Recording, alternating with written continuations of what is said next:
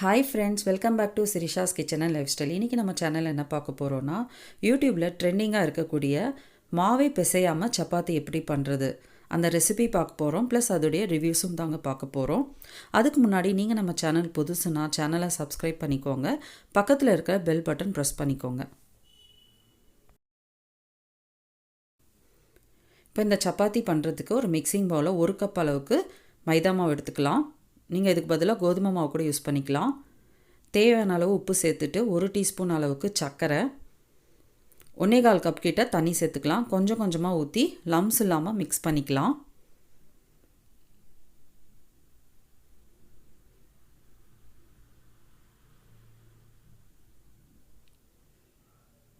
இப்போ நல்லா மிக்ஸ் பண்ணியாச்சு.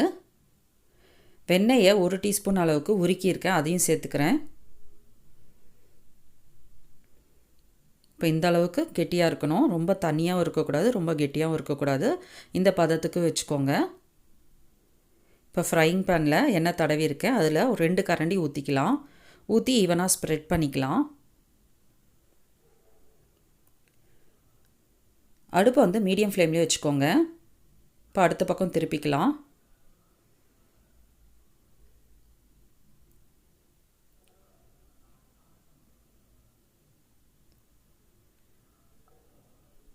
இதே போல் ப்ரெஸ் பண்ணிகிட்டே இருந்தோன்னா நமக்கு நல்லா உப்பி வரும். இப்போ பாருங்கள், நல்லா உப்ப ஆரம்பிச்சிருச்சு.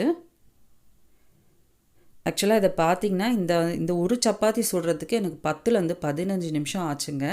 நம்ம நார்மலாக நம்ம மாவு பிசைஞ்சு செஞ்சோன்னா 10 நிமிஷத்தில் 10 சப்பாத்தி சுட்டுருவோம். ஆனால் இந்த ஒன்று பண்ணுறதுக்கு 10லேருந்து 15 நிமிஷம் ஆகுதுங்க.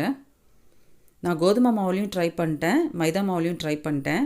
டேஸ்ட்டு பார்த்திங்கன்னா சப்பாத்தி டேஸ்ட்டும் கிடையாது, தோசை டேஸ்ட்டும் கிடையாது. ஒரு டிஃப்ரெண்ட் டேஸ்ட்டாக இருக்கும். அது மட்டும் இல்லாமல் டோட்டலாக டைம் வேஸ்ட்டுங்க. தயவு செஞ்சு ட்ரை பண்ணாதீங்க, டைம் வேஸ்ட்டுங்க. பார்க்கறதுக்கு சப்பாத்தி போல் இருக்கும், ஆனால் அந்த டேஸ்ட்டில் இல்லவே இல்லைங்க. நல்லா உப்பிடுச்சு பாருங்கள். இப்போ சப்பாத்தி சூப்பராக ரெடி ஆகிடுச்சு. வெளியே எடுத்துடலாம். இது பிச்சையும் காமிக்கிறேன். பார்த்திங்கன்னா நல்லா சாஃப்டாக இருக்குங்க. ஆனால் டேஸ்ட் மட்டும் அவ்வளோ நல்லா இல்லைங்க. சப்பாத்தி மாதிரியும் இல்லை, தோசை மாதிரியும் இல்லைங்க. டிஃப்ரெண்ட்டாக இருக்குது. கண்டிப்பாக இதை ட்ரை பண்ணவே பண்ணாதீங்க. இந்த வீடியோ உங்களுக்கு பிடிச்சிருந்தா லைக் பண்ணுங்கள், கமெண்ட் பண்ணுங்கள், ஷேர் பண்ணுங்கள். மேலும் பல வீடியோஸை பார்க்க சேனலை சப்ஸ்கிரைப் பண்ணிக்கோங்க. பக்கத்தில் இருக்க பெல் பட்டன் ப்ரெஸ் பண்ணிக்கோங்க. தேங்க்யூ.